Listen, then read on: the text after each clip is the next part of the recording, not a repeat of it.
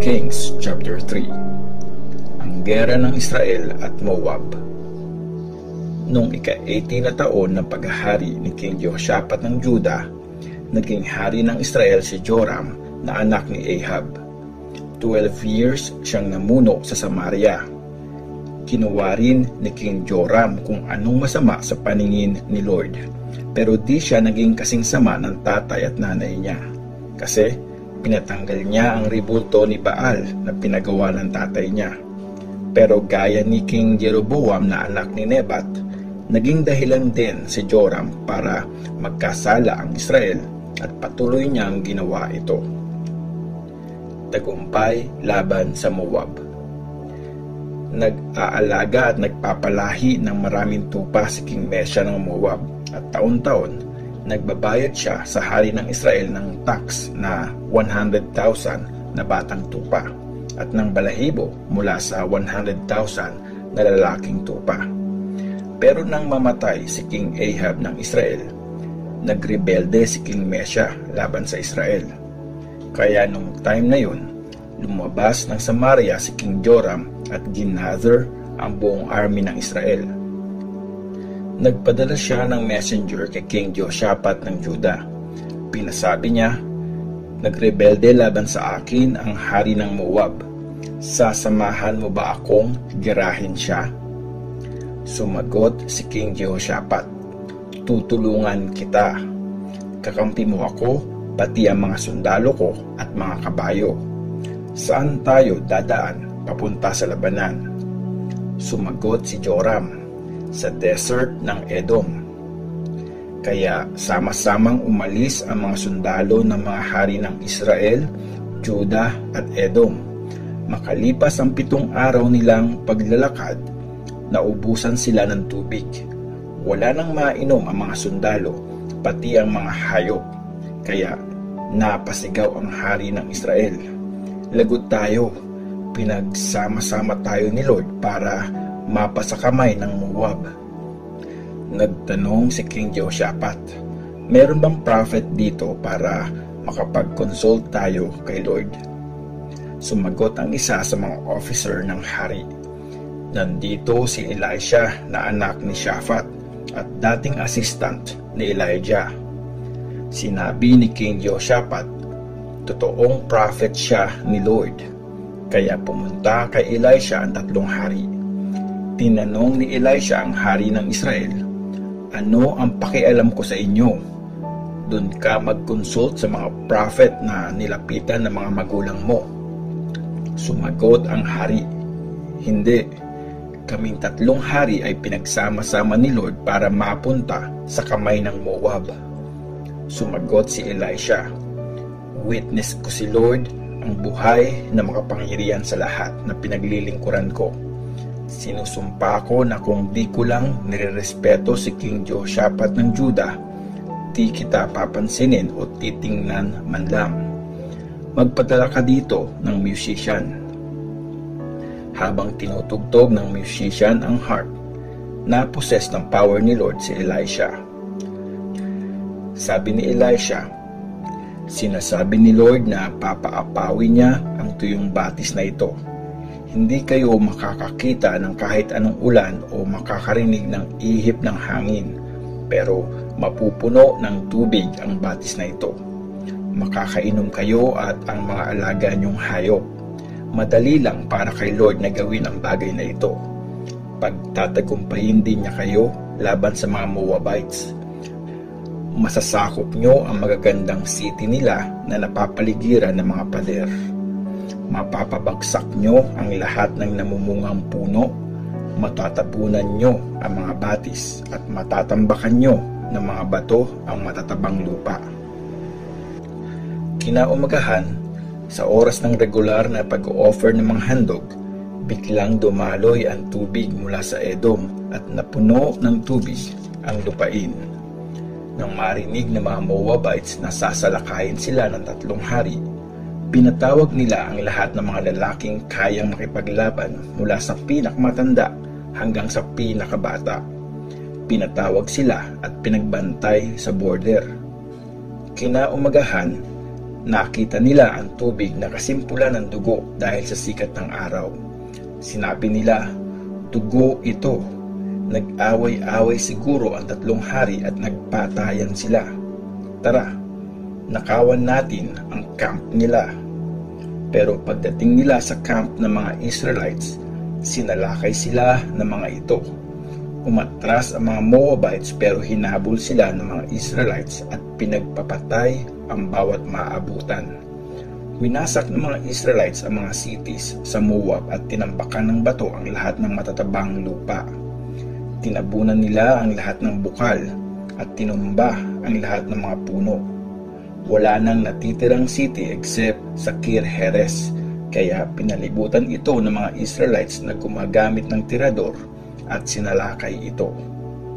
Nang makita ng hari ng Moab na natatalo na sila sa gera, nagsama siya ng 700 niyang sundalo na sanay sa paggamit ng espada. Sinubukan nilang makalusot sa hanin ng army ng hari ng Edom pero di nila ito nagawa.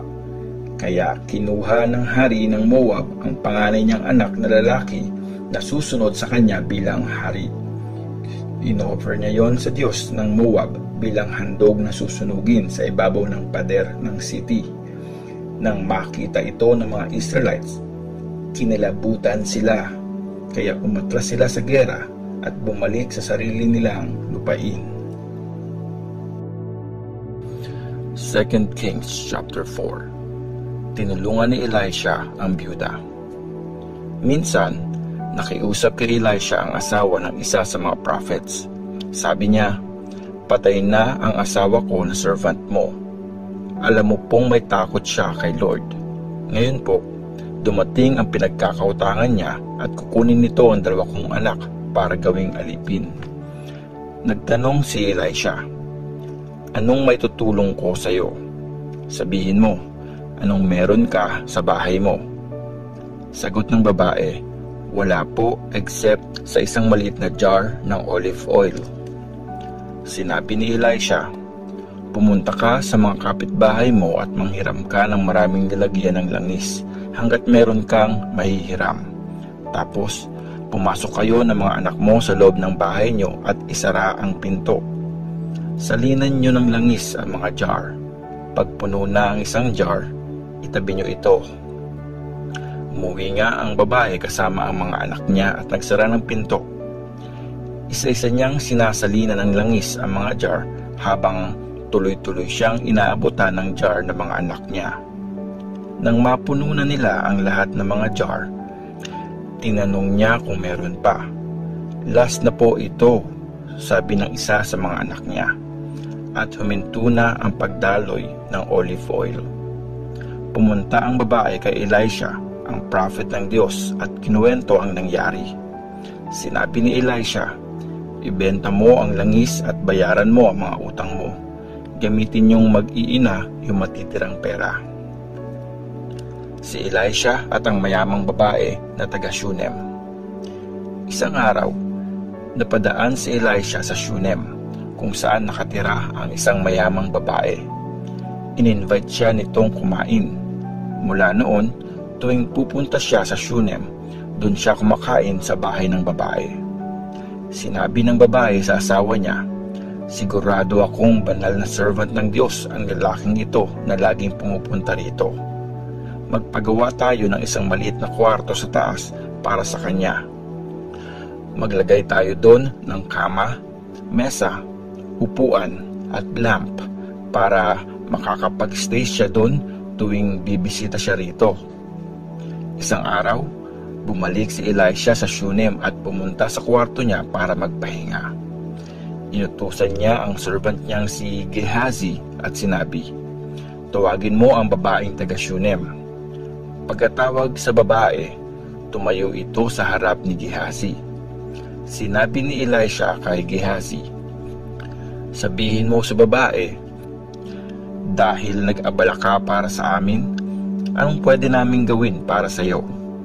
May gusto ka bang ipasabi sa hari o sa commander ng army?" Sagot ng babae, "Nasa akin na po lahat ng kailangan ko sa piling ng mga kababayan ko." Tinanong ni Elisha si Gehazi, "Ano ngayon ang pwede nating magawa sa kanya?" Sumagot si Gehazi, "Wala po siyang anak at matanda na ang asawa niya." "Papuntahin mo siya uli rito," utos ni Elisha. Pumunta ang babae at tumayo sa may pinto. Sinabi ni Elisha sa babae, "Sa ganitong panahon next year, may karga ka ng isang lalaking baby." Sinabi ng babae, "Mahal na prophet ng Diyos, huwag po kayong magsinungaling sa akin." Pero nagbuntis nga ang babae at nanganak ng isang lalaki makalipas ang halos 1 taon mula nang sabihin ito sa kanya. Isang araw, nung lumaki na ang bata, pinuntahan niya ang tatay niya na nasa bukid, kasama ng iba pang nag-harvest. Biglang dumaing ang bata sa tatay niya. "Ang sakit ng ulo ko." Inutos ng tatay sa isang servant na iuwi na ang bata sa nanay nito. Binuhat ng servant ang bata at dinala sa nanay nito. Kinandong ng nanay ang bata hanggang tanghali at pagkatapos namatay ito. Iniakyat ng nanay ang bangkay ng bata sa kwarto ni Elisha. Nilagay niya ito sa kama, sinara ang pinto at umalis agad. Tinawag niya ang asawa niya at sinabi, "Papuntahin mo sa akin ang isang servant kasama ang isang donkey para mabilis kong mapuntahan ang prophet ng Diyos at makabalik ako agad." "Bakit mo siya pupuntahan ngayon?" tanong ng asawa niya. "Di naman araw ng Sabbath o New Moon Festival." Sumagot ang babae, "Huwag kang mag-alala, magiging maayos din ang lahat." Nang maihanda na ang donkey, sumakay ang babae at sinabi sa katulong, "Bilisan mo ang pagpapatakbo ng donkey at huwag mong papabagalin hanggat di ko sinasabi sa iyo." Kaya naglakbay ang babae at pumunta sa Mount Carmel kung nasaan ang prophet ng Diyos.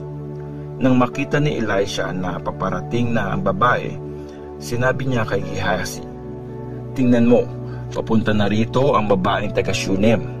Bilis, salubungin mo siya, tanungin mo kung okay lang ba siya at ang asawa at anak niya."